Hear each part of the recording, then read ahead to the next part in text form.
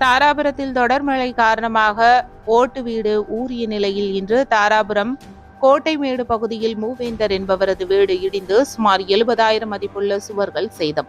அரசுக்கு கோரிக்கை. திருப்பூர் மாவட்டம் தாராபுரத்தில் கடந்த 4 நாட்களாக மழை பெய்து வந்த நிலையில் அனைத்து பகுதிகளிலும் மழை அளவு அதிகமாக உள்ளதால் நீர்நிலை மற்றும் நிலத்தடி நீர் ஊறியுள்ள நிலையில் ஓட்டு வீடுகள் மண் சுவர் வீடுகள் ஊறி நிலத்துடன் இடிந்து விழுந்து சேதமாகியுள்ளது.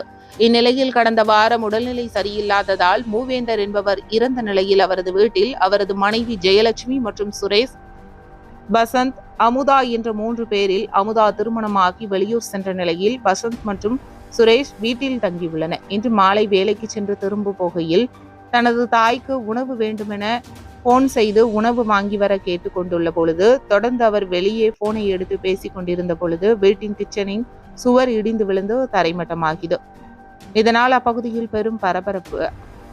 மேலும் 2 மகன்கள் மற்றும் ஜெயலட்சுமி வெளியே வந்த நிலையில் வீட்டில் ஒருவரும் இல்லாததால் உயிர் சேதம் ஏதும் இல்லாததால் அதிகாரிகள் மற்றும் அரசுக்கு தகவல் வந்து சம்பவ இடத்திற்கு வந்த அதிகாரிகள் ஆய்வு மேற்கொண்டு வருகின்றனர். தாராபுரம் பகுதியில் தொடர் மழை காரணமாக கோட்டைமேடு பகுதியில் சுமார் 70,000 மதிப்புள்ள வீட்டு சுவர் இடிந்து விழுந்து நாசமானதால் தொடர் மழை காரணமாக அப்பகுதியில் மேலும் சில வீடுகள் சேதாரம் ஆகும் நிலையில் உள்ளது. அப்பகுதி மக்கள் தொடர்ந்து அச்சத்தில் உள்ளனர்.